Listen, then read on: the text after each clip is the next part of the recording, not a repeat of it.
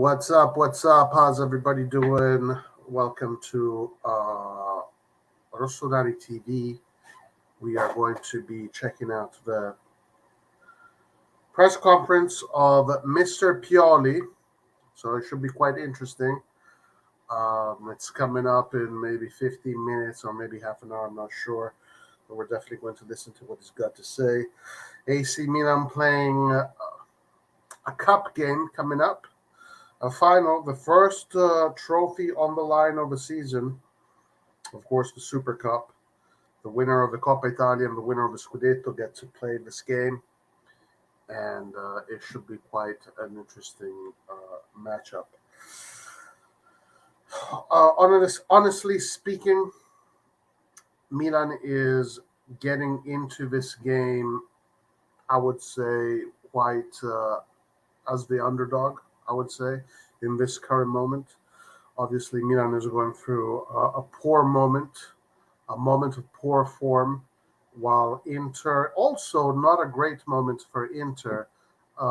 They did win against Napoli, but then they tied against Monza, and then they won a 1-0 against Verona. And from what I'm seeing, a lot of Inter fans are not happy with how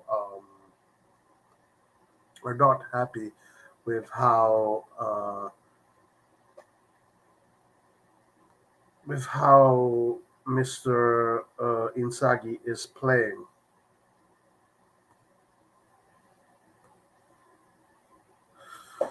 So both teams not fully fit, both teams not fully 100%. But obviously, you would have to recognize, based on current results, that Milan is behind Inter right now. Doesn't mean much. These are kind of games that the players, don't need much motivation. They can motivate. They're very motivating games. Obviously, when there's a trophy on the line, players tend to bring something more hunger. This is a good opportunity for Milan to maybe jump back into a better mindset, a good, to start another good series of results, at least in the Serie A, then going into the Champions League. It looks like Magnan is not going to be with us for this whole season, almost, unless, we still have, 2 months before we get to see Magnan, or a month and a half, so hopefully Tatarusano can get the job done. There were voices of a possible exchange between, not exchange, but there were some voices suggesting that Buffon can be integrated into the team until June. So I'm sure that is a good topic of debate. Personally, I don't mind that idea. I think it's a pretty good idea for now. If that's one of the most available options, we don't really need a guy that is going to create miracles for us. We need someone that can command the area, someone that has leadership, someone that can inspire the players, someone that can direct the players. Obviously, Buffon is he's one of the best ever at doing that specifically, and he still has, good saves. Obviously, he's not in his 20s anymore. He's not even in his 30s anymore. He's 44. But I was checking some of his highlights from this season. He still got it. He's still an athlete. He still has the body of an athlete. He still has the agility of an athlete, not a young athlete, but the agility of an older athlete that uses his movements through experience more than anything. It should be interesting. Let's see. It could be an interesting option, the Buffon one. But if Buffon does not join Milan, then it is Tatarusano that we need to, put everything on Tatarusano, and hopefully he can get the job done. Tatarusano has had some very good games from Milan, but obviously there's this sense that he doesn't have the ability to command the area, to command the defense, to command the team, and to give a certain confidence to the team as much as, for example, Mike Maignan did. Of course, Mike Maignan is one of the keystones of this team. So having not having Mike Maignan for such a long time, of course, it will affect the performance of the team. This is not even up to debate. So there's this voice regarding Buffon circulating. I don't know how true it is, but we shall find out. We shall find out. Zaniolo, another player that has been linked with Milan again, and it just seems like Zaniolo is not going to. Roma is kind of going having the same problem with Zaniolo that we are having against Leao, essentially, as far as the renewal goes. Zaniolo's contract expires 2024, so that is 2 summers from now, or this summer, next summer, same as Leao. But he seems to have decided that he does not want to stay at Roma. Seems to have decided that he does want to make a step up to one of the bigger teams, whether it's Italian or other team or foreign teams. I'm not sure. We will find out. Leao, on the other hand, every single day, the reports about Leao so far have always been positive. There was another report from Corriere della Sera that came out suggesting that Leao looks like he's going to be renewing in Milan. But going back to Zaniolo, it just looks like Zaniolo is not going to be renewing with Roma. And there are rumors and links, etc., suggesting that Milan is interested in the player. So if he does end up joining AC Milan, that could be a good solution, at least for our right wing. Another player more similar to Leao that uses his power, his speed to move the ball forward. His efficiency in front of goal has been lacking quite a lot these last 2 seasons domestically, not as far as Europe. As far as Europe, in the Conference League, he had 11 goals. He had 11 goal contribution just in the Conference League, which, even though the Conference League, you can argue it's a weaker competition, but 11 goal contribution for an attacking midfielder in a competition like that is still very good. He's having a little bit of a tough time right now with Roma. It seems like Roma is starting to find its offensive groove. The Tammy Abraham Dybala tandem is working, but we know that Dybala gets injured. So right now Dybala is good. He's playing. He's scoring goals. Scored 2 goals the last game. But we know that sooner or later he's going to get injured again, and Roma won't have him for another bunch of weeks. So that is something that you can put your money on, definitely. But yeah, it's an interesting link, the Zaniolo one. It's a link that I definitely support if it were to happen. I definitely like that. 23-year-old, incredible athlete, incredible power, incredible speed on the ball, incredible determination, a little bit undisciplined, quite a lot undisciplined, but I think Milanello could be a good place for him to get his mind in the right place and perform at high levels, if that were to happen. So we will find out in the future if that is even on the table. Other interesting reports claiming that Kessie, our old buddy Kessie, might be joining Inter. Imagine that. There were voices, even Gazzetta dello Sport was put up an article about it, that Kessie and Brozovic, there might be an exchange between Kessie and Brozovic. Also, there might be another exchange between Correa and Depay. Depay is not getting any time at Barcelona, so he's an interesting player that is available. Maybe Milan should be looking at him. Maybe Milan could get Depay on loan in this current moment. I mean, he's a quality player, and if there's one thing that Milan needs right now in that attacking third is more quality. So maybe Milan can think about on loan Depay. Maybe Barcelona want to park Depay until June. And if they park him at Milan and he does well at Milan, why not? Who knows? He's definitely has leadership qualities. He has the experience of leading the line of the Dutch national team, which is no small feat. So yeah, he definitely has the qualities. But it looks like Inter is after him right now, and they want to have this exchange Correa. But Kessie for Brozovic. Well, one thing is for sure. Kessie Brozovic means that Inter would lose a playmaker and gain a more defensive midfielder. So the quality of her game is obviously destined to go down, but the quantity of her game is destined to go up if they do that. I wonder if Inter really wants to do this Kessie Brozovic operation. I don't see why they would want to do that. It doesn't make sense to me because Brozovic is very good at what he does, and Kessie cannot do what Brozovic does. And honestly, I don't think it's worth trying to get what Kessie does for Brozovic, honestly.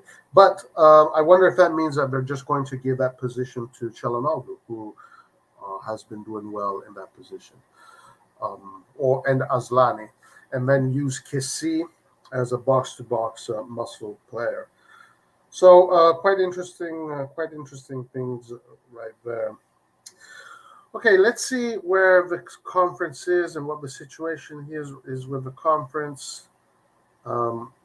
It should start soon.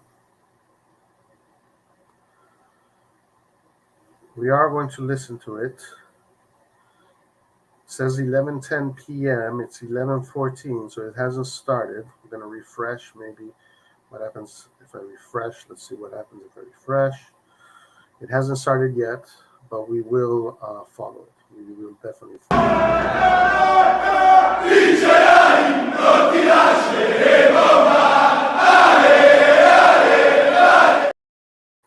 Okay, I don't know what that was about.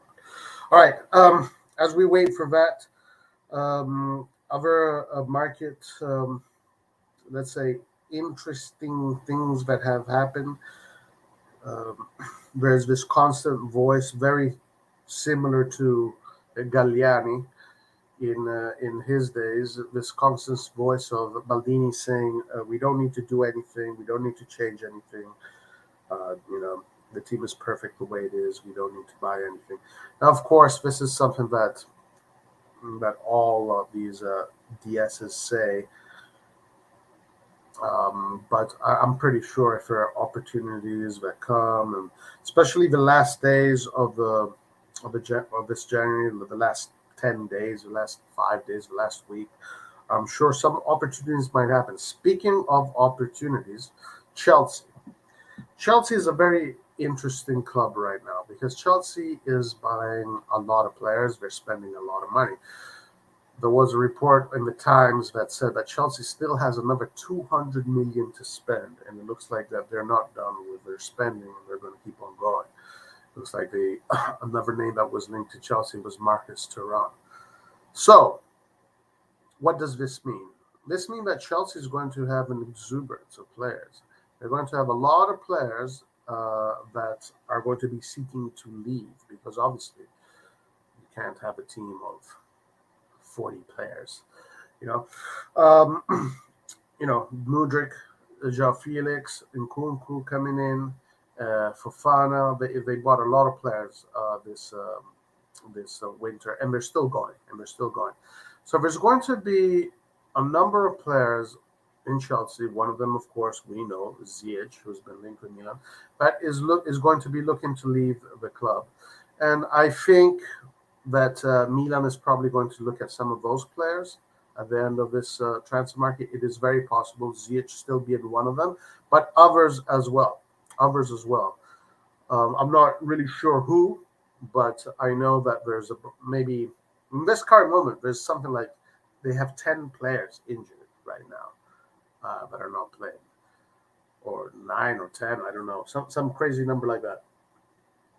But all these players are getting replaced. All these players are starting to go down the hierarchy, and some of them are going to want to move.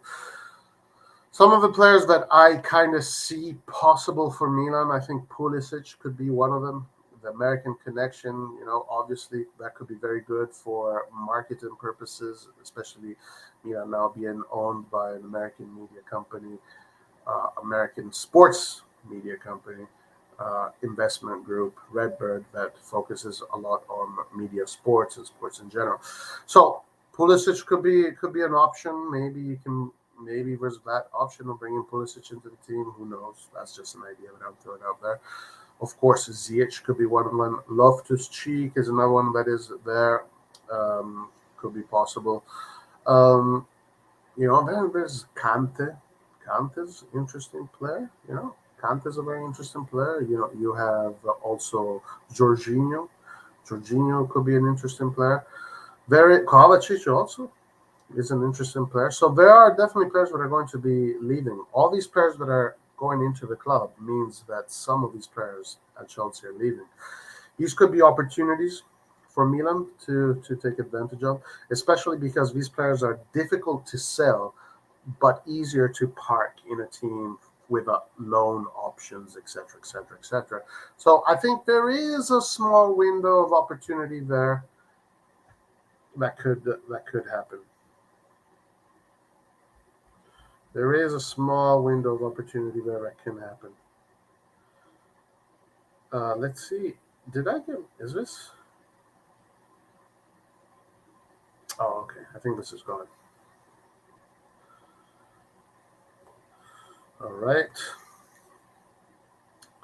Very curious to hear Mr. Pioli today.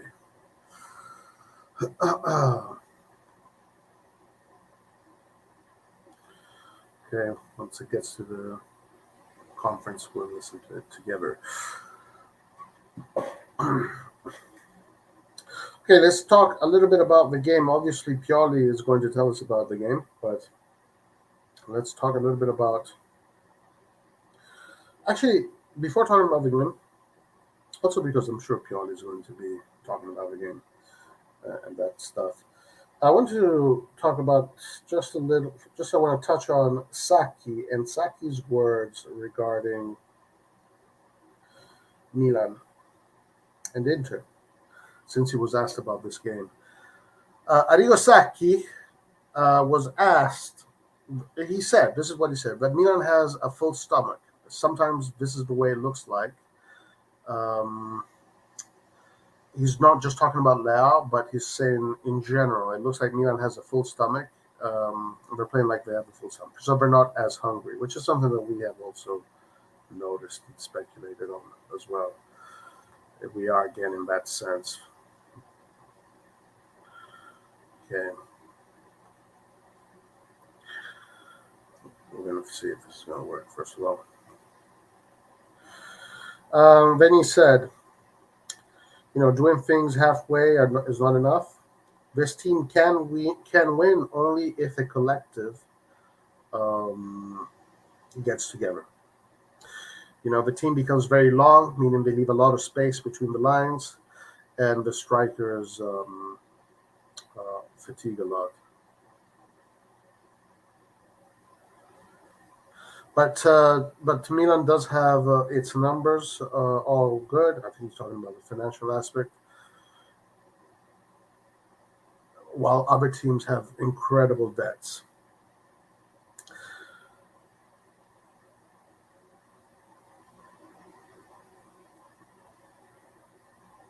And he's pretty much criticizing that all these teams are spending a lot of money to buy superstars, but Milan has a clean conscience because Milan rather is spending its money to create superstars. And therefore, he does give Milan a little bit of leeway, a little bit of an excuse maybe to not perform at the highest of levels. Regardless of that, it is true. I mean, this is something that we cannot deny. Milan is packed with youngsters that nobody fought, nobody knew their names, and they already won a Scudetto.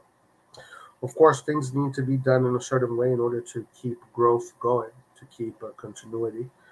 One of the things that Milan needs to be able to manage, which has been the original sin of Milan for a very long time, not in Europe though, but in Italy, is the Hunger Games.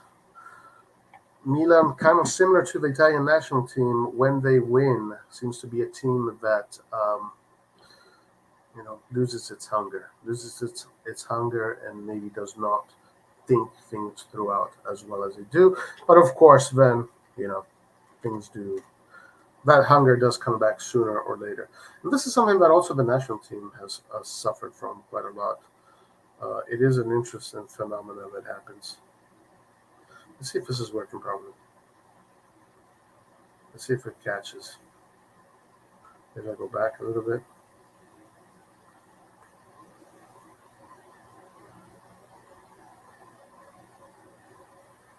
Okay, if the internet is not going to work.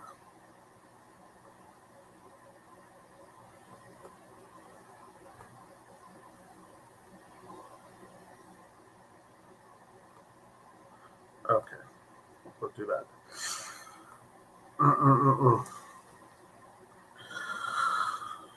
Yeah, so it's going to be an interesting game. This is going to be a game of who has the most hunger. We are going to look at the formations, analyze them, talk about tactics, see what Milan can do, see what Milan can't do. Again, one of the interesting things is that right now, Inter fans, the Inter universe, is saying that they're not happy with how Inter is playing. Inter scores a goal and then hides itself in defense. They're not liking that. So, while us, on the other hand, our issue right now is more so, I guess, with the decision making of the coach in the long stretch of the games. Looks like that is what people are mostly talking about. Ultimately, it is a pretty even match. It is a pretty even match.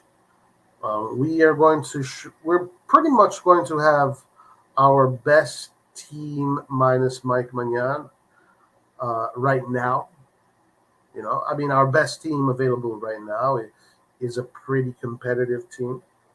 You know, just you have the Tatarusano issue, I guess, but it is most likely going to be Calabria, Kalulu, Tomori, Theo Hernandez, the double pivot, Benacer, Tonali, and then I think it's going to either be BCDK or Diaz. I wish we had Krunic. Krunic would have been perfect. But it's going to be probably Diaz, I'm suspecting. And then Salamakers is going to be there, Leao, and then Giroud. So it's going to pretty much be the same formation that has been playing in the Serie A. It is a strong formation, no doubt about that. You know, if a team can get on the field with a certain level of motivation, with a certain level of anger, with a certain level of desire to win this game, obviously they're going to perform at a high level. But if Milan still plays with this demeanor that we saw against Lecce, then it's going to be a very difficult game. It's going to be a very, very, very difficult game. We're still trying to put aside the Lecce game, of course. That is still something that we need to put aside. Okay, so far the reports regarding the formation are saying Simon Kjaer over Pierre Kalulu. That is one of the big decisions that Pioli needs to make. Maybe you can say just go more defensive and go like you did in the Champions League. I really liked that Champions League formation, to be honest with you, which was Theo Hernandez, Tomori, Kjaer, Kalulu in the back. Very solid defensive formation, essentially three central defenders. And then with the one attacking defender, which would be Theo Hernandez. Benacer and Tonali as a double pivots who have been working brilliantly, but we had Krunic as an attacking midfielder who provided a lot of balance. On the right side, we had Rebic. On the left side, we had Leao. And up top, we had Giroud. That formation was a very good formation. And we won 4-0 in the Champions League twice in a row with that formation. So that tells you a lot about that specific formation. I don't think Calabria is going to be put on the bench. I do think that Calabria offers more offensively. But when Calabria plays, you have to score. You have to score when Calabria plays. So I've noticed that if Calabria plays, we do play more offensively on the right. While Kalulu is on the right, it is more of a defensive setup on the right. but Calabria does pretty much play line to line, not as exaggerated as Theo Hernandez, but somewhere in between. And he will obviously going up that line. I mean, he scored. Look at where he was when he scored the goal.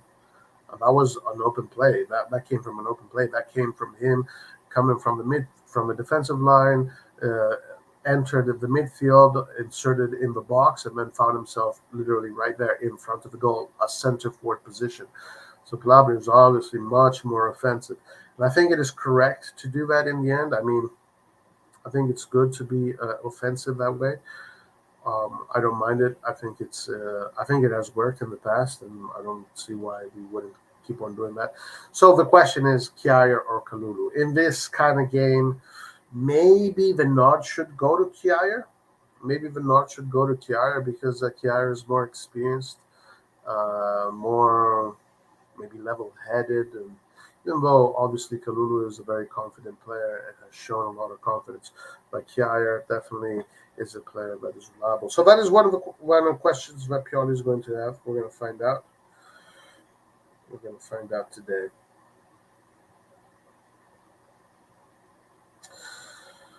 Okay, so we're waiting. We're waiting.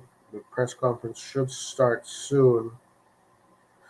I'm going to see how this is playing.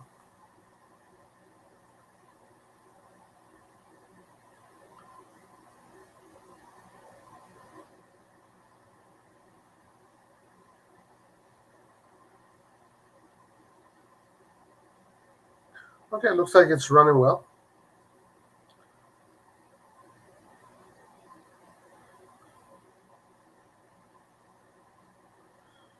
It's working well. So we're going to keep on going. We're going to, once the conference starts, we're going to listen to Pioli together. Okay, let's see. Other news reports. Um, CDK over Diaz. That's going to be one of the questions that I'm sure is going to be asked. Who's going to play in that attacking midfield, De Ketelaere, etc., etc.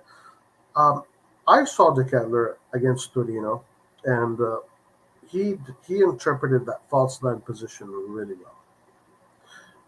well in the Coppa game. I am of the opinion that De Ketelaere, if you play him today as a false nine, he's ready. We don't need to wait for him. We do not need to wait for De Ketelaere. If you play him as a false nine, he will deliver, and he will probably start scoring goals. In the cam position, I am strongly of the belief, even because just seeing how he runs, how he presses the ball, how he covers space, he doesn't really do it in a very efficient way. He's quite slow, actually. He doesn't have much explosive pace when it comes to pressing. If you look at, for example, how Diaz presses, or how Salamakers presses, or how Benacer or Tonali, how those players press, they press with an incredible amount of energy, with an incredible amount of grit, incredible amount of pace, and just full on. CDK does not have these qualities. CDK is not a natural presser.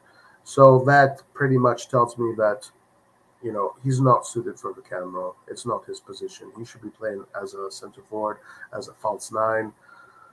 Basically, he should be playing in a position where he doesn't need to come lower than the half of the field. He's quite good at back to goal, playing back to goal, meaning receiving the ball back to goal and then laying off to the side.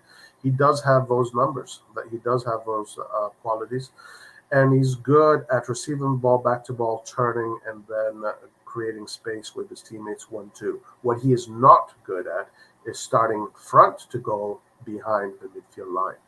That is not his role. That is not his position. Also, because in order to get there, he has to press. He has to go down and press in the box. He doesn't have those qualities. His energy should be consumed on his ability to link the midfield to the offense. So he did this. He did this very well against Torino. So I am 100% of the opinion that if we play him right now as a false nine, he's ready to go. Guys, it has started. Let's get into it.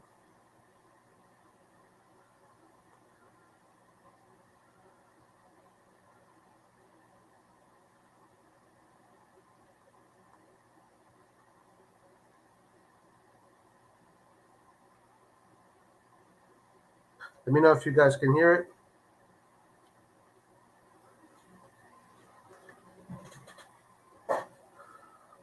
Okay. We'll get to that in a second.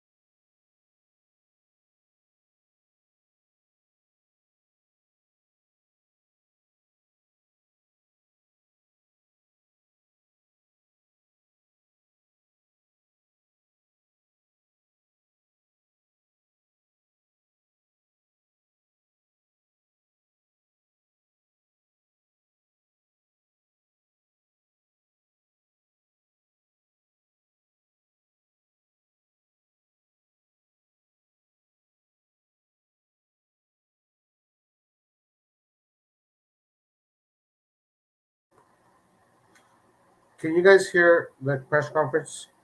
Let me know in chat if you can hear it. Can you guys hear the press conference? Yeah, obviously you can't hear it. Well, he said this is a new game. It's got nothing to do with Serie A, new motivations.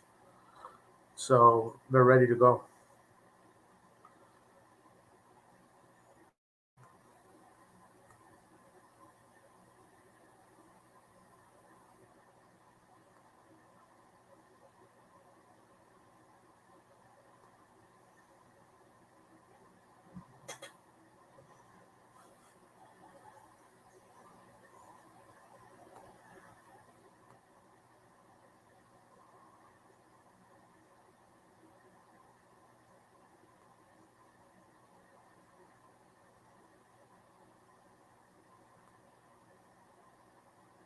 Okay, so I'm going to do something else. I'm going to do something else.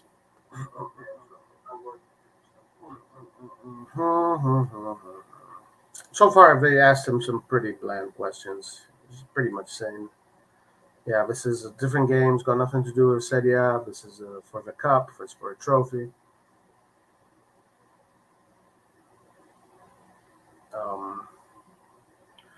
Let me just, we're going to just go straight to the.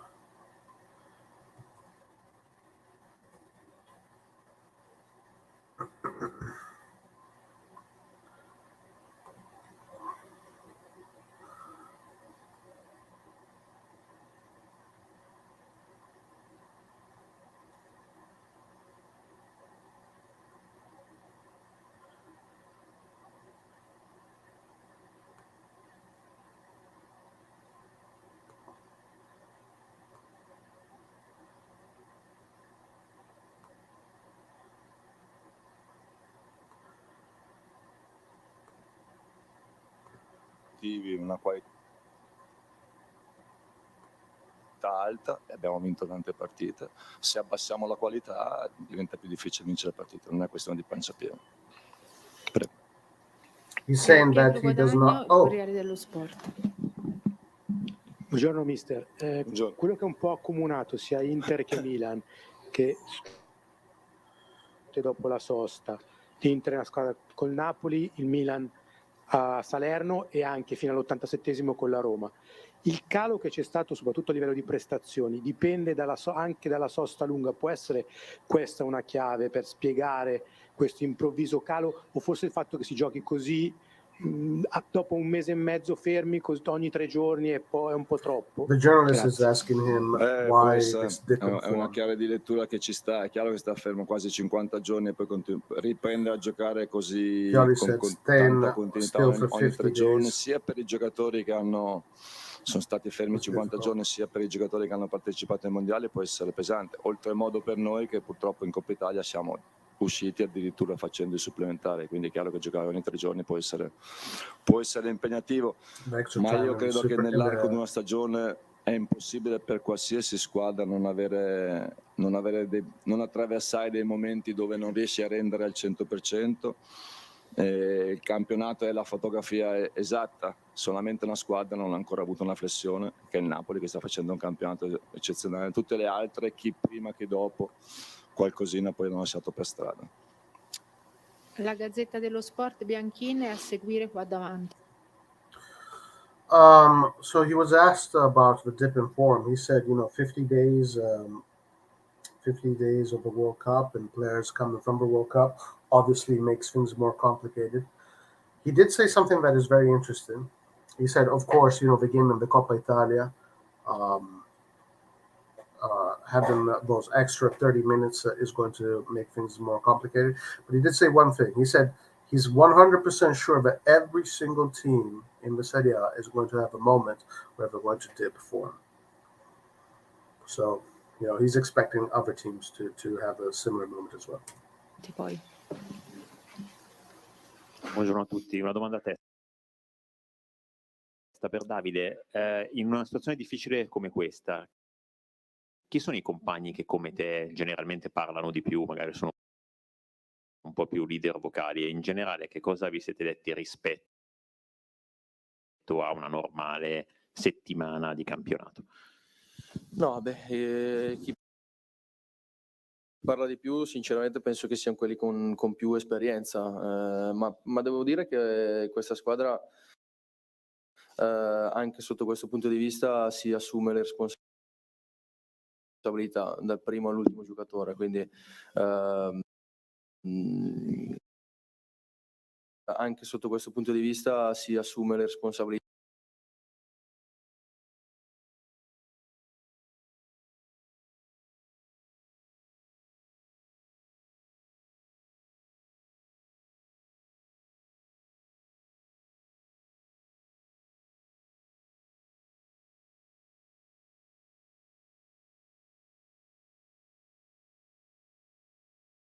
Buongiorno a tutti, una domanda a testa per Davide. In una situazione difficile come questa, chi sono i compagni che come te generalmente parlano di più, magari sono un po' più leader vocali, e in generale che cosa vi siete detti rispetto a una normale settimana di campionato? No, chi parla di più sinceramente penso che siano quelli con più esperienza, ma devo dire che questa squadra anche sotto questo punto di vista si assume le responsabilità dal primo all'ultimo giocatore, quindi è una cosa molto positiva. Penso che se vogliamo diventare una grandissima squadra tutti devono essere partecipi, devono sentirsi parte integrante di questo progetto, quindi quello che ci siamo detti sincero penso sia giusto che rimanga all'interno del nostro spogliatoio, ma quello che ci siamo detti è questo, cioè che è una partita importante, che è una finale, che dobbiamo dare tutto quello che abbiamo per poter giocare, per poter vincere questa partita. Poi il resto sinceramente ci interessa relativamente poco.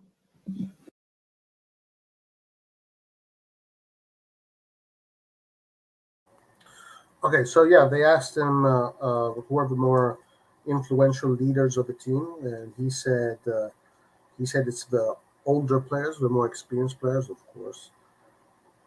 That was a given. Literally, we were having a huge discussion about this yesterday or a few days ago, where I was arguing, look, yeah, it's older players that are the leaders of the locker room. It's not young teenagers. But anyway, so he said, yeah, it's the older players, but the whole team is together. And they told each other, he said that the team has told each other, this is a must-win game, and they're going to play it to try and win it, and this is a trophy that they want to win. So essentially, that's what he said. E per il mister, se è una vigilia più facile o più difficile delle altre grandi partite, e una cosa sull'Inter, visto che ne abbiamo parlato ancora molto poco, che cosa preoccupa soprattutto degli avversari domani? Grazie. È la vigilia di una finale, quindi non è né più facile né più difficile. La vigilia di una finale, tra virgolette, dove certi tasti non li devi neanche toccare. È chiaro che stiamo preparando la partita, perché come giustamente toccato il tasto dei nostri avversari, sono avversari forti che ci hanno sempre creato difficoltà, che anche nelle partite dove abbiamo vinto abbiamo dovuto superare dei momenti difficili e ci saranno anche domani sera, ma avremo il nostro piano, avremo la nostra strategia da portare avanti con grande continuità e con grande forza per tutti i 95 minuti o di più, quelli che saranno.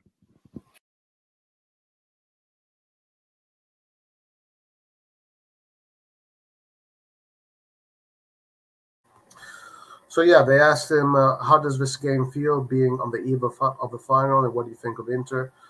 I mean, he had a pretty short, simple answer. He just said, you know, it's an eve of the final. Of course, there is a tension, but they're going to play this game. They prepared their tactics, they prepared their strategies, and we're going to go at it and give our best. And essentially, he said, yeah, he knows that Inter is a difficult team. We face Inter a lot during the season, so he knows what to expect. Franco Vanni, Repubblica. Buongiorno, una domanda per lei. Lei si troverà in fascia con Di Marco, che è tifoso interista, come lei è tifoso milanista, siete italiani, siete giovani, e volevo chiederle, ma lei, una domanda di cuore da giorno di derby, si immagina tutta la sua carriera al Milan? Questo volevo chiederle, anche se non è proprio molto attuale.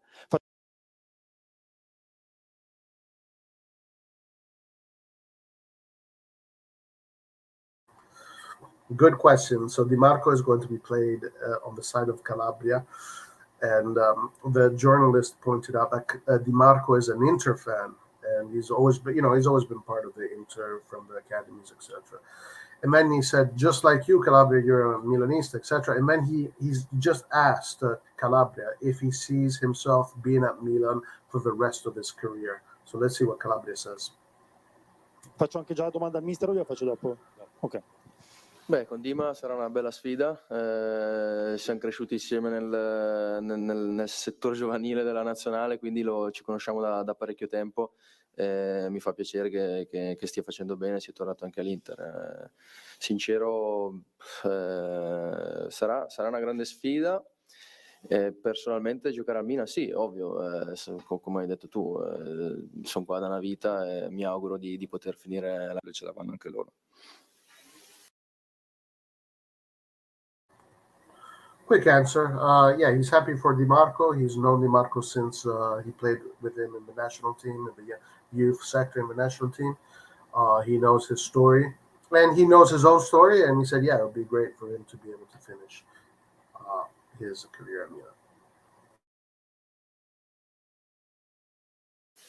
Tipo, non glielo vengo a dire a lei.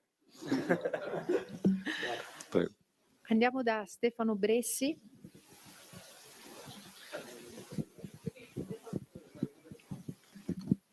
Buongiorno mister, anzi la domanda può andare bene per tutti e due, quindi se volete rispondere entrambi. Allora, guardando che siamo stati abituati a vedere, c'era poco.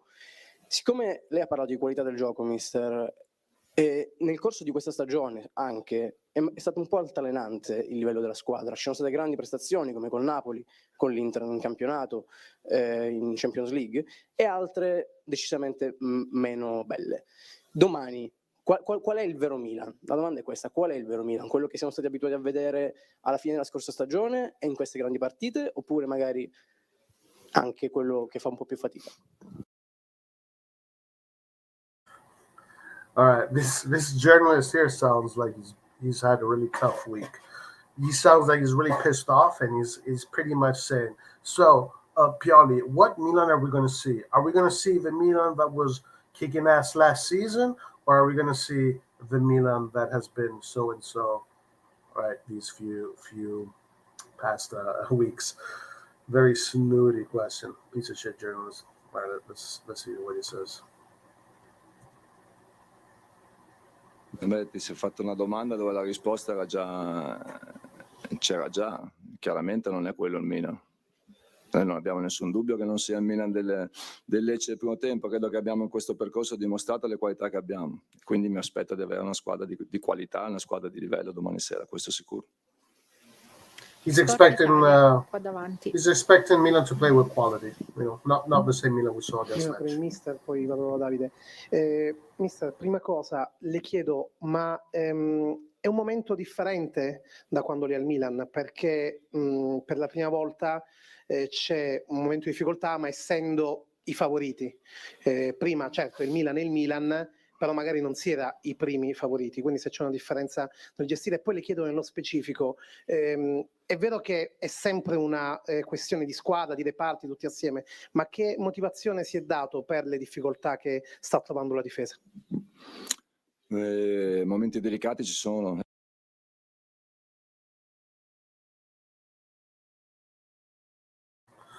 Good question. Essentially, he's asking him what he's thinking about the defense. Let's see if he talks a little bit about players. Ci sono stati, li abbiamo superati pensando a lavorare sempre meglio, pensando ad essere sempre più squadra, pensando ad alzare sempre il nostro livello di prestazione, e non cambia il nostro atteggiamento di fronte a questo momento, ma domani giochiamo la finale e quindi non può essere né un momento difficile né un momento delicato, è un momento di orgoglio, è un momento di entusiasmo, di convinzione, di energia per giocare al meglio la finale. Che dobbiamo cercare tutti insieme di difendere meglio, questo credo che sia evidente, perché è chiaro che i gol che stiamo subendo sono troppi, perché stiamo segnando con una buona continuità, ma certo che dobbiamo ritrovare una maggior compattezza difensiva, questo sicuramente sì. Come si è spiegato? Sono spiegate perché abbiamo sbagliato alcune situazioni che di solito non sbagliamo, e si tratta sempre del livello di gioco. Chiedo a Davide, mi sembra... Interesting answer. Interesting answer. Well, he pretty much gave away the kind of demeanor he's expecting from the team tomorrow. So tomorrow is a game about pride. It's a game about pretty much he was saying, yeah, of course the team is aware that they have had moments that have been poor, moments that have shown weaknesses, etc., etc. But all of these things are things that we fix as a team together. And he has said that the team is tomorrow's a final, so the players are going to know how to approach this game for sure.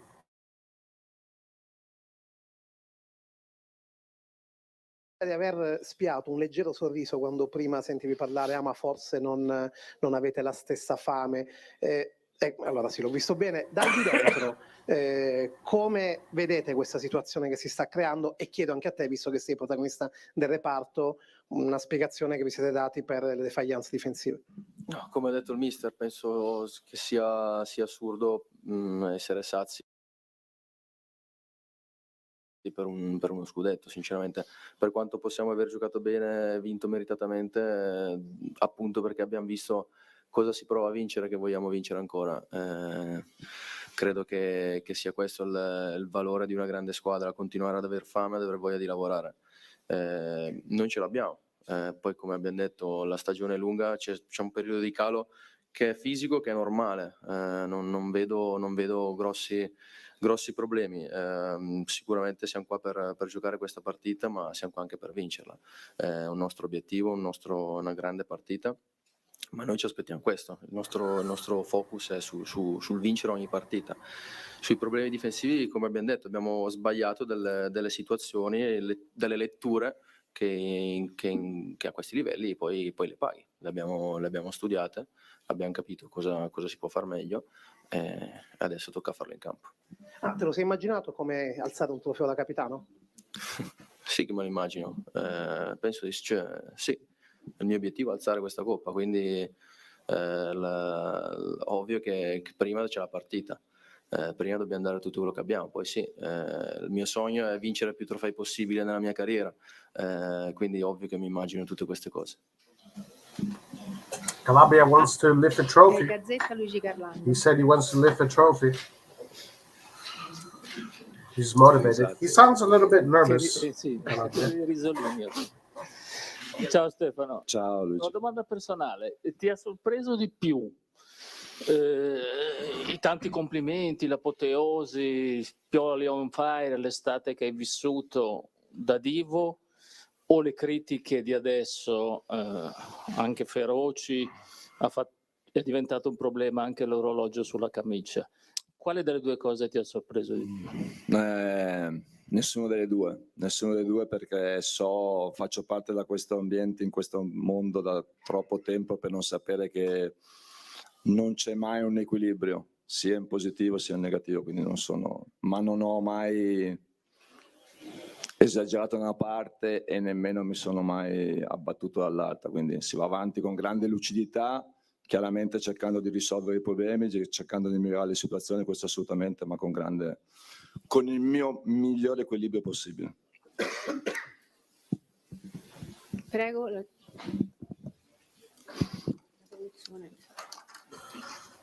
Pioli pretty much said he knows that he's going to get criticized.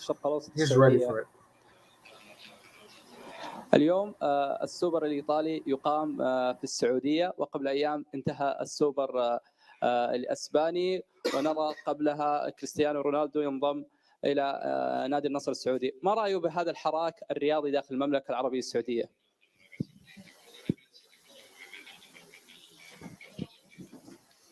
Beh, chiaramente l'arrivo di Cristiano Ronaldo da un lustro al calcio saudita, che già si era fatto vedere ai mondiali, avendo battuto nella prima partita del mondiale addirittura l'Argentina.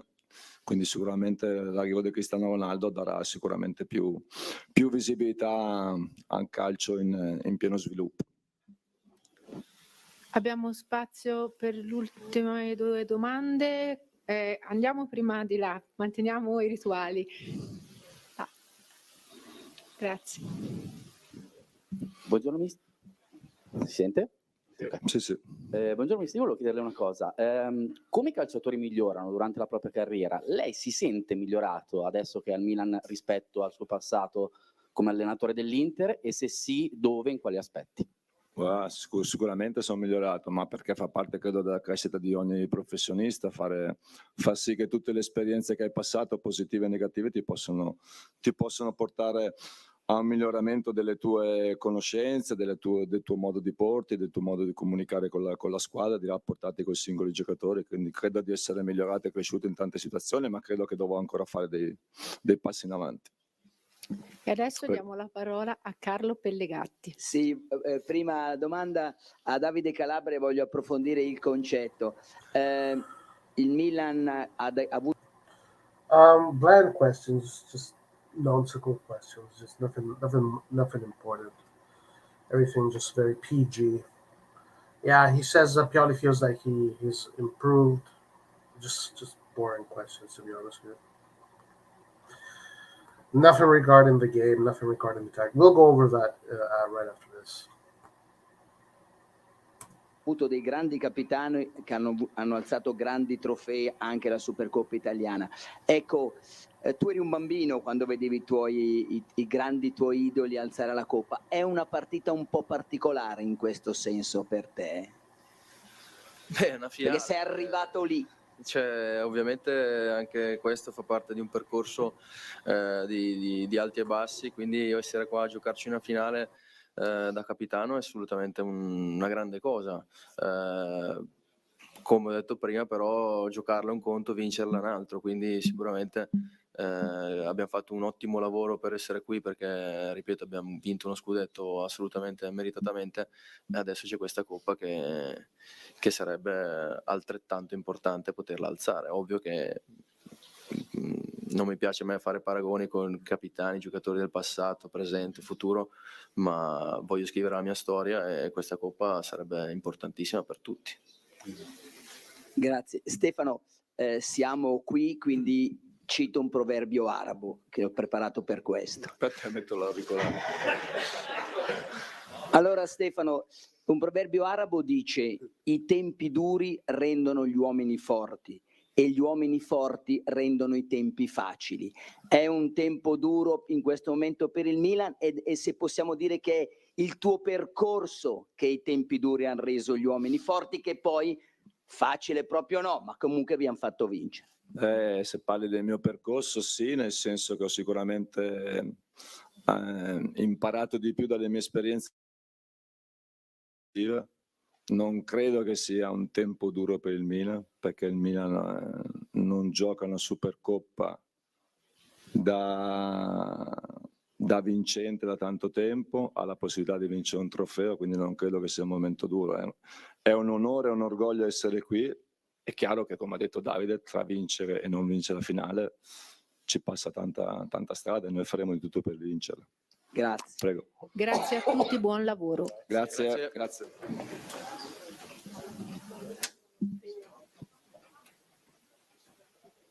Bene ragazzi, ci siamo, grazie a tutti, è stata una bellissima...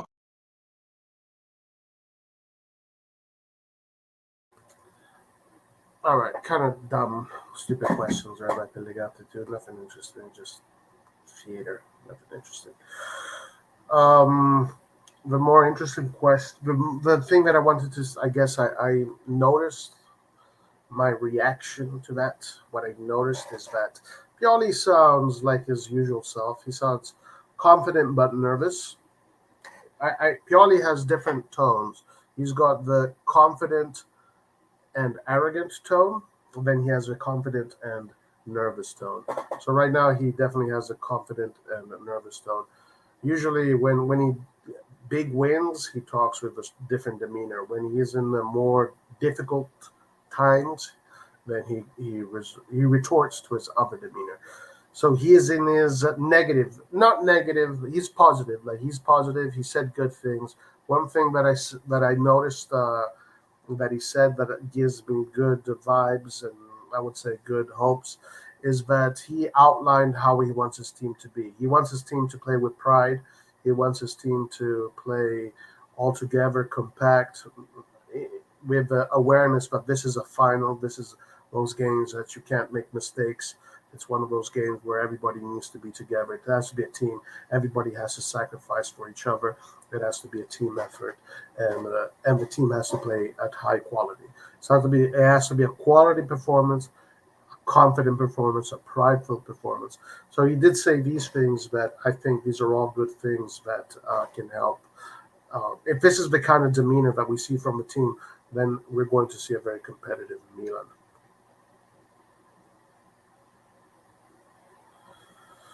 Bottom line, hunger. No hunger. Yeah, we're going to talk about tactics in a second. I'm just going to see if we have a predisposition of the teams. Let me see.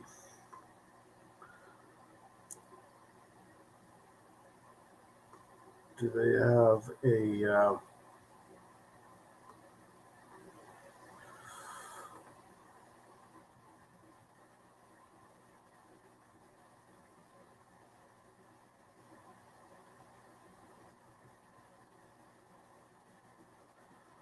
Okay, here it is.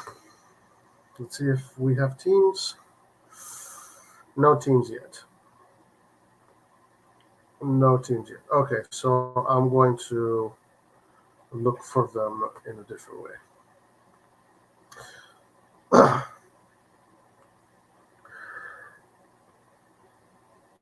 No team just yet.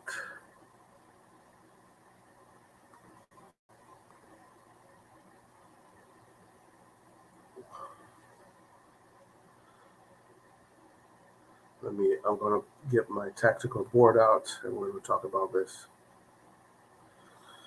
It's 3 a.m. in the east. It is midnight in the west.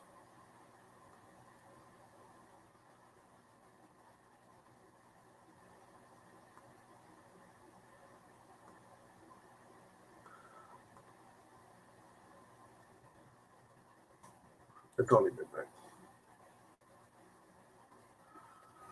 I mean, since they're in Saudi Arabia and the press conference is at this time, I was like, okay, sure, let's cover it.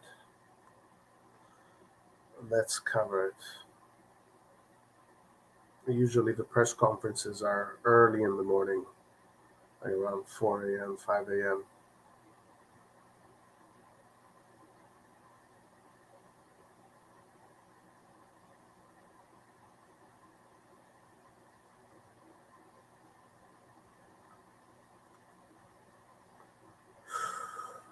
Okay.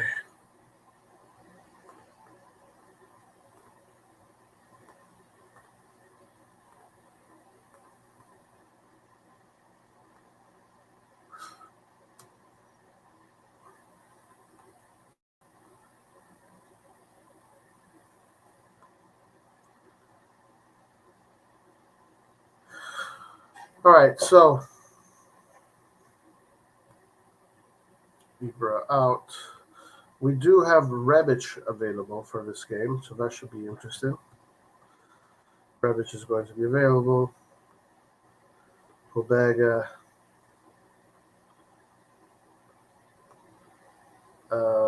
With Theo's on the field, right? Messias will be available.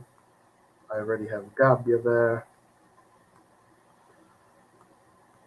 Kier not available. Dest is right there.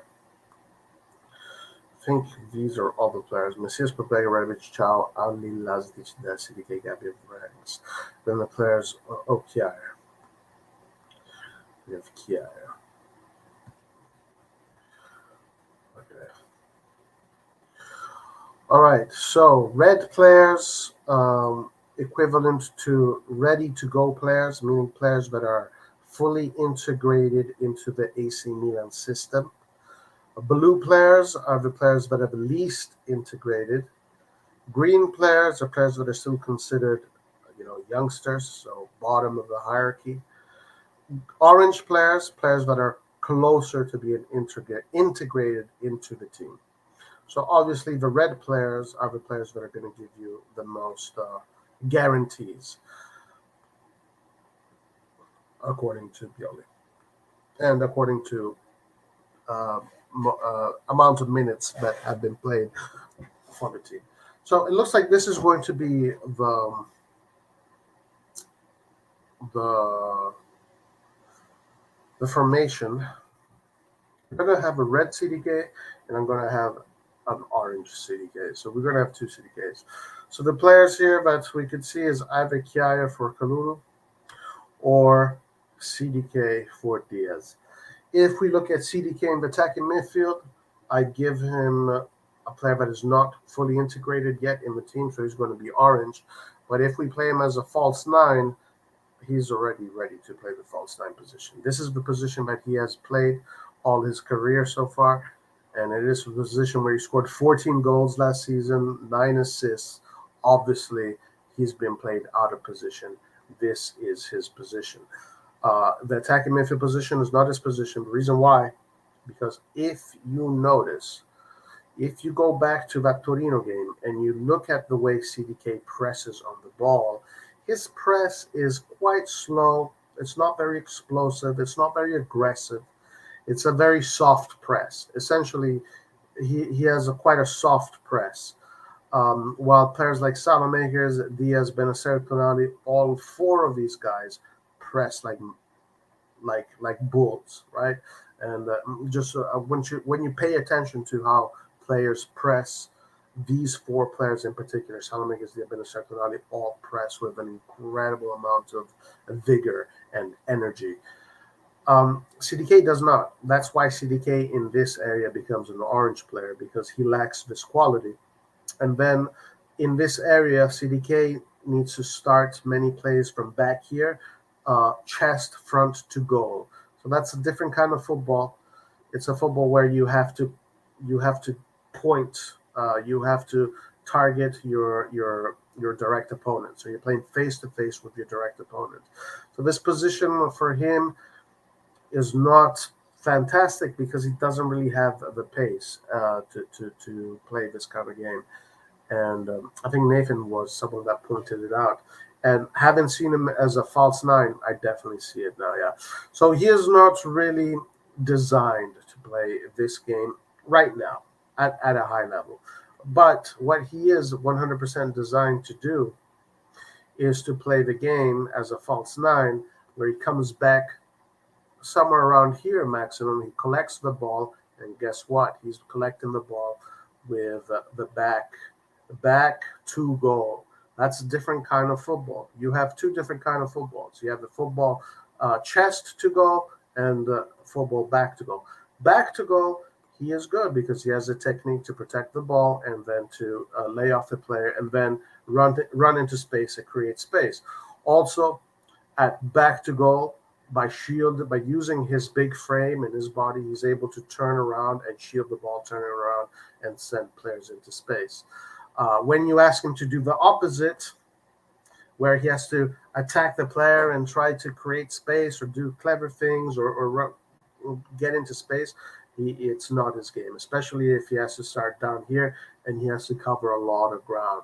What should you notice from CDK when he played in that false 9 position is that when he plays in this position, he doesn't cover much ground, and his press is just press the goalkeeper, press the last defender, but nothing else.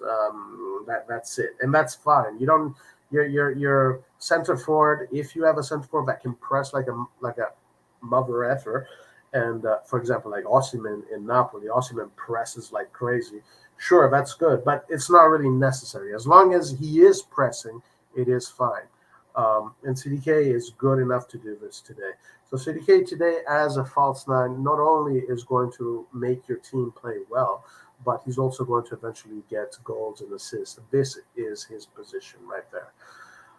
Now, I don't know, for some reason, I don't know what. Of course, another thing, well, I do want to say is that Pioli did say in one of his previous press conferences that CDK was during the break that they played CDK in training as a center forward. And Pioli said that as a center forward, he saw a lot of good things. Another thing about CDK and why he's a good center forward is essentially is his height.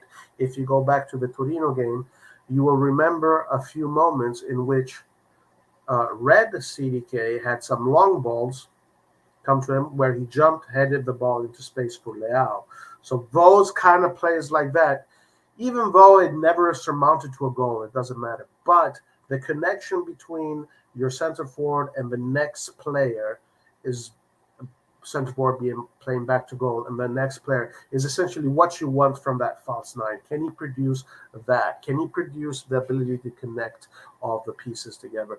CDK has these qualities. Pioli said that in training, CDK showed these qualities. So if I was Pioli, I would just go with that. Just go with that, Pioli. That's what I got to say to you. Just forget the Cam thing. You have Diaz there, and Diaz is fine over there. As far as Diaz goes against Inter, I think Diaz has had some good performances against Inter. Against the bigger teams, Diaz has done well because the bigger teams give you more space, essentially. Diaz has done very well against Juve. He did well against Inter. He always does well against the bigger teams. So I think Diaz is probably the best solution.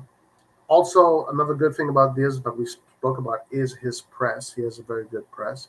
Salamakers is the perfect player for this game because you want a hard worker in that team. You want a guy that is going to press, and never give Inter more than 1 second on the ball.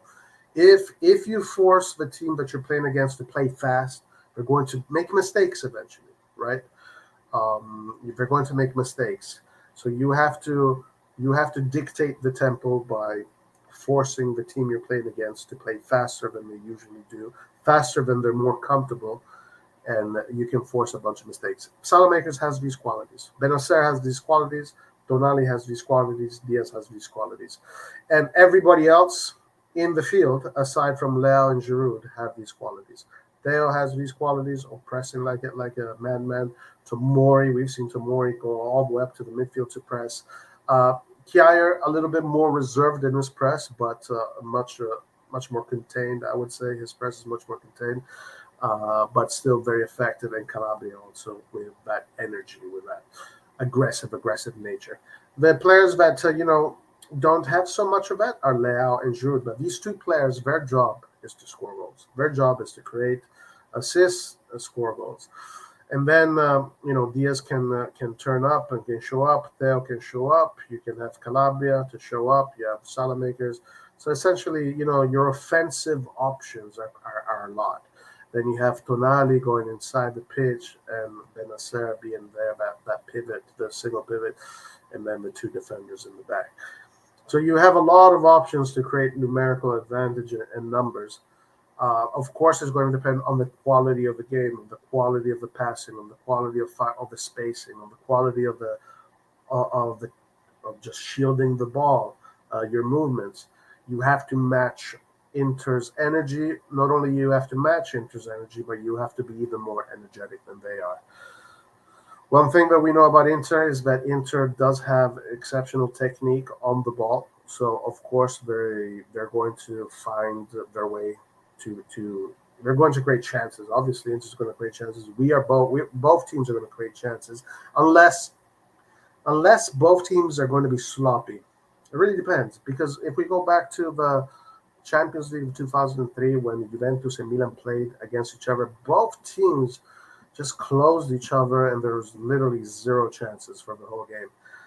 I don't know if that's what's going to automatically happen, that Italian DNA is going to come out, and then it's going to be a really cagey game with a lot of sloppiness from both teams. That is definitely a possibility.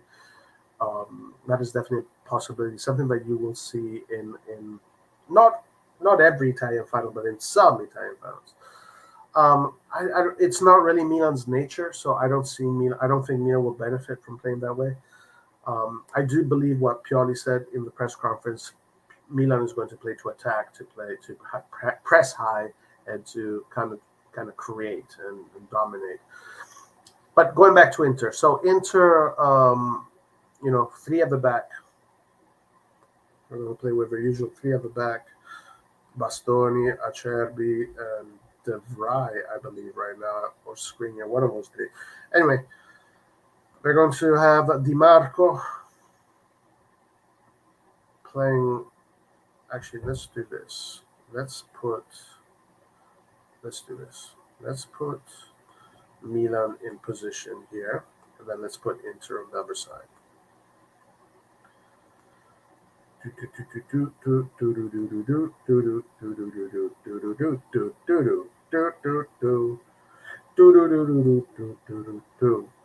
Okay, here we go. So Inter is going to play with the three at the back. We're going to have Di Marco on this side. He has been using Darmian on this side, a little bit more balanced than the Dutch player, Dumfries.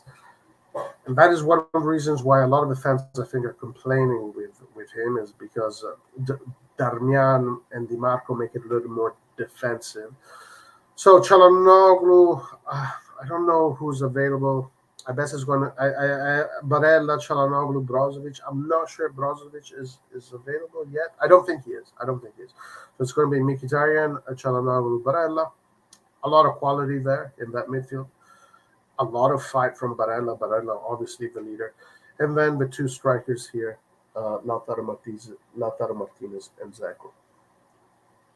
I mean, these are players that we know. These are players that we have played against many times. So both these teams are fully aware of each other. Both these teams have gone to war many times already. We know that Dzeko is going to be the target man, right? Dzeko is going to be the guy that is going to be receiving the crosses. Dzeko is going to be the finisher. Lautaro Martinez, the second striker. Mkhitaryan, the offensive midfielder, while Barella, the box-to-box, and then Çalhanoğlu, essentially the playmaker. Çalhanoğlu, the playmaker. Di Marco, very great season for Di Marco. Very good player, Di Marco. If Di Marco was English, guys, he'd be worth like 200 million right now. They'd be calling him the best defender that has ever existed, some shit like that. But Di Marco, very dangerous on this side. A lot of quality on his foot. And then Darmian, not as much as quality, but a lot of work rate. So if we were to compare the offensive, well, first of all, one thing that we see already here is that offensively, Milan attacks with more players. So Milan attacks with 1, 2, 3, 4, 5, 6, 7 players. Keeps Benacer here for the reset. Tonali goes inside. Calabria does the overlaps. Salamakers goes in. Leao and Theo overlap depending on whatever, and then you have the two midfielders, right? So essentially Milan attacks like this. But look at Inter. So Inter attack with one player less because of that three at the back. So we do attack with one player less. which kind of makes things a little bit easier. Even though Bastoni is a player that likes to come forward, and I guess he is the player that joins in the offense. But essentially, the formation suggests that Inter does attack with one player less. I mean, it's going to be Darmian versus Theo Hernandez, Tomori versus, it's going to be Darmian Theo, Tomori Zeko, Kjaer Lautaro, or maybe the opposite, Calabria Di Marco, Benasser, either Mkhitaryan, Tonali, Barella, Diaz, Çalhanoğlu. And Salamakers is the added player that comes and helps, probably takes care of Bastoni. But essentially, everybody here has a player, right? And we have the extra player. We have an extra player to press, and then we have two players that are waiting in space, floating in space, that also do come and help if needed. But essentially, everybody is taken care of. So we do have an extra player. I think that is quite an interesting thing. In the press, this can be quite an advantage. But of course, again, that extra player ends up Bastoni. I mean, Salamakers is going to have to take care of Bastoni, essentially. That's what we're going to see. But everybody is taken care of, everybody is covered. But again, when they build from the back, we're going to have an extra player for the second press. And that second press player is Salamakers. I think that is a big advantage to the team. Offensively speaking, they're going to have the extra defender. Right? Defensively speaking, they're going to have an extra defender. So, but we are also a little bit tricky in how we attack. So obviously, Giroud is going to be taking care. Usually, this player doesn't even mark.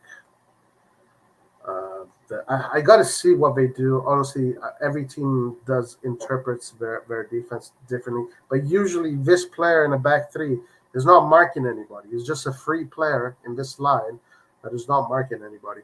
And that's one of the reasons why I don't like to have the back, because you have this extra player here that is just pointless. It's better to put this player in the middle and press in the middle rather to have this player here. It just invites pressure. Obviously, the quality of the players count. Tricky to see how they're going to defend against Milan. Okay, obviously, Di Marco is going to take care of Calabria. Darmian is going to be the player that takes care of the overlap. So let's just say it's Theo Hernandez. It could be Leao or Theo. This player here takes care of Leao or Theo, so that they are covered. This guy takes care of Giroud. Diaz, let's see, Salamakers. So Çalhanoğlu probably takes care of Diaz. Barella takes care of Tonali. And, okay, I see. Okay, so in this case, then Mkhitaryan takes care of the extra player. Salamakers, Benasser is up here. And then they have the two floaters, because Zeko, etc., they don't really come back and defend. So they're probably, one of them is marking Benasser, and the other one is floating somewhere around here. Okay. So they have the extra player here. They have that extra player here. Essentially, that central back here. It's tough. It's difficult. Obviously, Inter is difficult, but they've been leaking a lot of goals. The quality of their defense is not as strong as it was.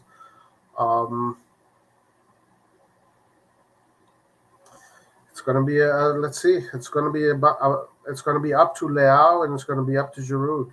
It's going to be up to Leao, and it's going to be up to Giroud to make things happen. Nathan, what's up, my man? Thank you for the super chat. Thank you. Appreciate it. Yeah, it's a bit strange because where we're placed, but we're Central Time.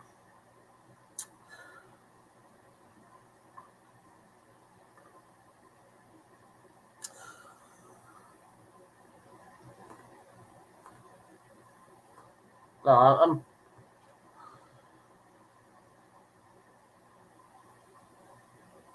Yeah, it's going to be a battle. It's going to be a battle. It's going to be a battle. The one advantage that I saw is that we have that extra player in the press, in the midfield press, so we can. I think our best option is to steal the ball in the midfield and have quick counterattacks. I think that's the solution right there. Kind of like how we did in the last game, right? Tonali, Benacer, those players were stealing the ball in the midfield, and I think if I were to find a place where to hurt them, it would be there. Use that extra man in that when they have possession. Use the extra man to win the ball in the midfield. Then quick counterattacks. Use Leao's pace. Use Diaz's space and Giroud's positioning. Salamakers has space, but Salamakers is going to be there pressing. Use Hernandez's space. So you have three players with pace that can create counterattack situations. Diaz, Leao, and Theo, and Giroud the finalizer. So, I mean that's really the key right there. I would say that's the key. That is the key.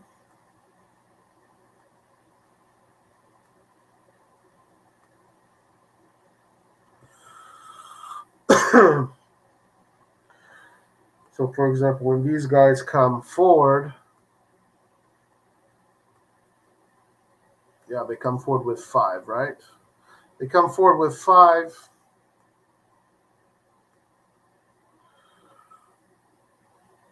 Three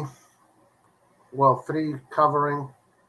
Then they remember they always send Bastoni inside, but before Bastoni attacks, or even while Bastoni is in the transitioning in attacking,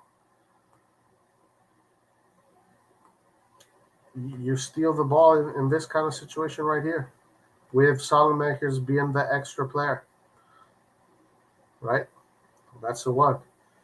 Since this guy here doesn't move forward, but okay, you don't want to have Giroud in too much of a right there. No, you wouldn't be able to do that.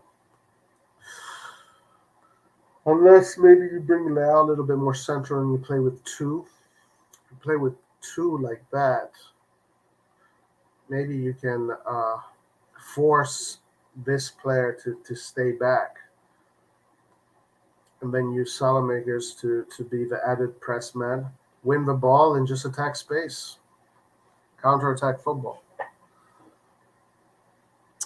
I think that could be a solution. I'm not sure if it is the solution. When is the game? The game is Wednesday. It's not about the tactics, it's about what the players are going to do as places. No, I hope we don't see players walking. Well, tactics are a big part of it too. Obviously, they have a game plan, and it's about executing the game plan.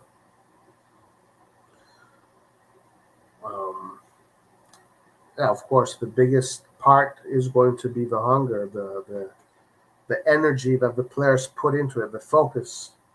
But of course, I mean, you have to go there with a plan, and with you can't just say, okay, everybody get on the field and play really hard. You're going to win. No, at this level, even with kids, you have to have game plans. So, but tactically, I see that advantage with us. I see the fact that we have an extra player in the press, and that I think can really solve a lot of issues. Creating a counterattack game. I guess if I was preparing the game, that's what I would do. I would have to kind of look at how Inter plays Bastoni a little bit more, because I do know that Bastoni likes to move forward. Sometimes you'll see Bastoni cut all the way to the. Sometimes you see Bastoni cut all the way into the box. So of course someone needs to be on him. But that transition right there, if you catch him on the transition, you can create a lot of game opportunities. On the other hand, defensively, like we saw earlier, we're covering it. We cover everybody essentially defensively. We cover everybody. We cover everybody.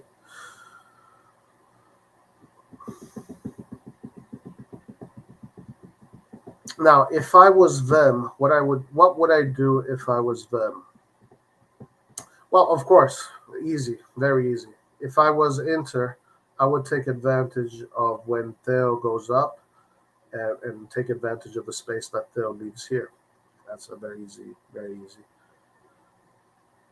Of course, that is Milan's. Every ship has that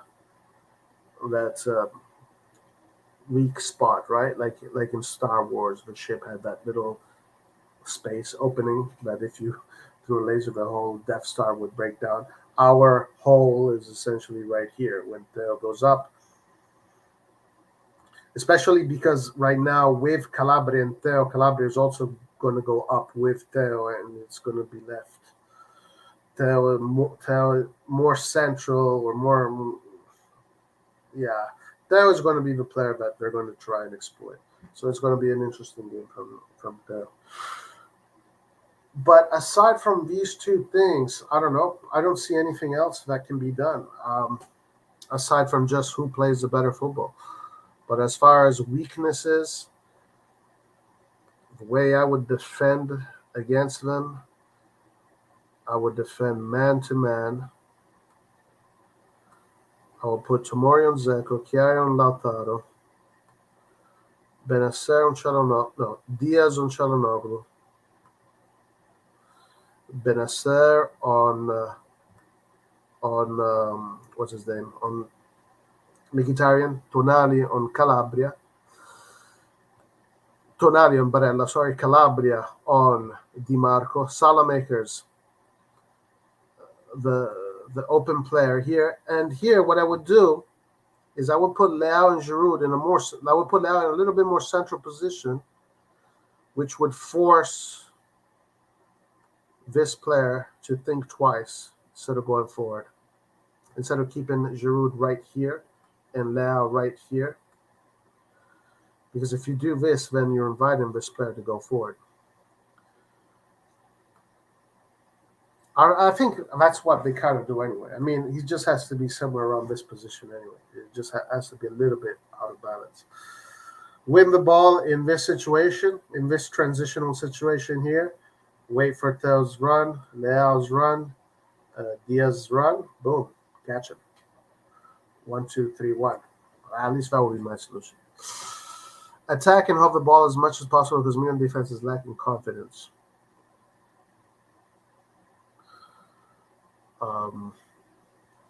Yeah, when we do have the ball, if, for example, Inter closes all the spaces, then I would for sure hold the ball and just play patiently, slow down the game. But if we can catch them on the counterattack, like as their inertia comes forward, we catch them, you know, in the counterplay, then it's off to the races. Of course, the opposite can happen. But the opposite, this is the issue, right? That this is the key aspect of our extra player is in the midfield, while their extra player is in the defense. So meaning if they win the ball back, they're going to win the ball back in a much lower position than Milan because their extra player is down here. So they're inviting pressure. They're going to play with 5 at the back, like that, which just creates more space in the midfield, right? It just creates more space in the midfield because we're going to only have 3 players in the midfield defending. So it's much easier to exploit these spaces when you have 5 at the back.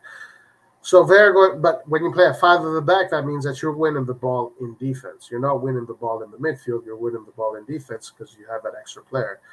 So they're winning the ball in this area, while we, since our extra man is in the midfield, we can win the ball much higher.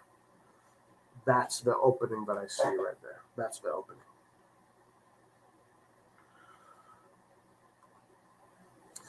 Inter can do a little bit of both. They do play vertical, but they also know how to hold the ball if they need. The Inter has this interesting way of creating space for themselves. They will go all the way back to open up the field in order to go forward again. So you got to watch out for Inter when they do that. When they do that successfully, it's very difficult to counter their game. I was presenting from Inter's point of view. They will play vertical and hold the ball up as much as possible.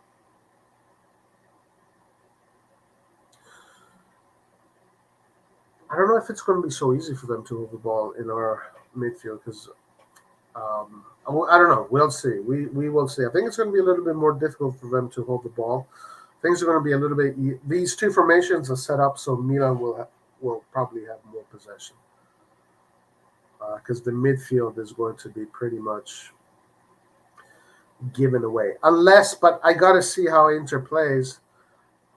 I'm not sure how high up Darmian and Di Marco play, but usually I've seen Inter play in the Champions League, and that line of five is flat. It's a flat line of five, so you can definitely push them all the way down. Anyway, yeah, it's going to be about grit. It's going to be about personality. It's going to be about pride. It's going to be about who wants it more. It's going to be about being clinical in front of goal. That's going to be one of the key factors. The key factor of this game is going to be, are you going to be clinical in front of goal? If Giroud has an opportunity in front of goal, does he score it or not? If Lautaro has an opportunity in front of goal, does he score it or not? These are going to be the key factors of this game. But tactically speaking, you can create some very good situations for yourself based on how these formations are placed. Now, players that can come in. Let's talk about the long stretch. The long stretch is quite interesting. So you can bring in Pobega to close up the midfield. Pobega at this point is ready. He's integrated himself into the team. Of course, Pobega is not like a flair kind of attacking player. He's more of a quantity player. He's a quantity player that has decent quality. He's basically Ambrosini. He's Ambrosini 2.0. So right now, people are criticizing, but a lot of people don't understand the value of these players. A lot of people tend to think that everybody's supposed to look like Xavi, everybody's supposed to look like Iniesta, everybody's supposed to look like Modric, etc., etc. So Pobega is the kind of player that people will start appreciating much further down the line once they start to understand what he brings. Anyway, bringing in Pobega is interesting there. You can close up the midfield even more. Actually, in the long stretch, that could be very beneficial, especially if you can get... Now, then you have Messias coming in. Honestly, I wouldn't change Salamaker. I would keep Salamaker till the end until the end. I mean, Messias doesn't bring much more than Salamaker's offensively in this current moment. I mean, maybe if he's in great shape, he can bring something more than Salamaker's. But offensively, right now, in this current moment, Messias is not in a great form, while Salamaker's looks like he is in great form. The thing about Salamaker is going to give you that work rate till the end. So I would keep Salamaker the whole game. I would never sub him out. If Messias is to come in, I don't know. Maybe I would sub him out for Dest. Dest looks like to be in a decent current form. We do have Rebic. Rebic has played well on that side. I would take out, eventually I would take out Giroud, of course. You know, if we can get the job done at a certain point. But who do you put in? You have Origi. You have CDK. You have Rebic. Interesting thing about Origi is that he's a player that doesn't score many goals. He's a player that doesn't play much. But he is a player that in his past has scored goals in very big games. So maybe he can do the same in this game. Maybe he can bring in that DNA of being able to score in these kind of big clutch games. I'm not sure what his physical situation is because he's only played 20 minutes, I believe. the last game since coming back. He hasn't played much. No, he's played a little bit more than that. It was about 30 minutes. Rebic hasn't played any football in a long time, so I don't know what to expect from Rebic. He could come in, at 100%, but most likely not. Usually no. Also, if we look at historically, Rebic takes his time to get back to fitness. So yeah, the substitutions in the long stretch are going to be quite interesting. Probably take out Calabria, put Kalulu in the long stretch. Close up of the defense that way. So you have Kalulu, Chiara, Tomoe, Teo, keep him all the way to the end. Tonali, Benacer, I don't know. It depends how the game goes. Probably keep him till the end. Pobega in for Diaz to close up shop there. Leao, I don't know. Maybe I'll put Origi. If, let's say, we're winning or the result is our way, take out Leao, put Origi over there, which Origi will press a little bit more than Leao, but will also be offensive. And put CDK as the false nine, and CDK is going to perform as a false nine. He's going to perform. I wouldn't take out Salamakers. I just would not take out Salamakers, but I think he is going to take out Salamakers, and he's going to put in Messias at a certain point. He's probably not going to even play CDK. He's probably going to keep CDK on the bench. He's probably going to put in Rebic for Giroud. He's probably going to put in, I don't even know if he's going to sub now. But there is a good chance of just thinking about him and his last moves that he's probably not even going to play CDK. We shall see. Anyway, I think that's it. That is it.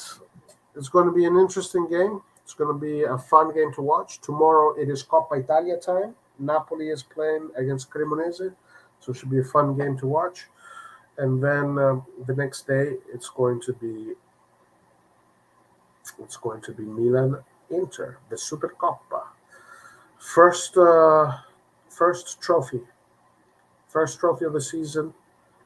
Fighting for the first trophy of the season. CDK did a decent job last match, in my opinion, against Torino. Yeah, he did. He absolutely did.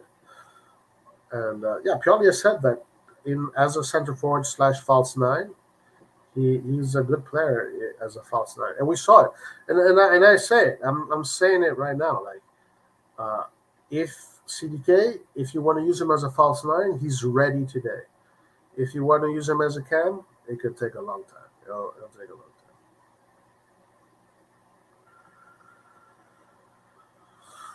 Okay. All right, guys. So we will see you for the watch along on Wednesday. We'll probably have a live before that, pre-match live. We'll talk a little bit about stuff.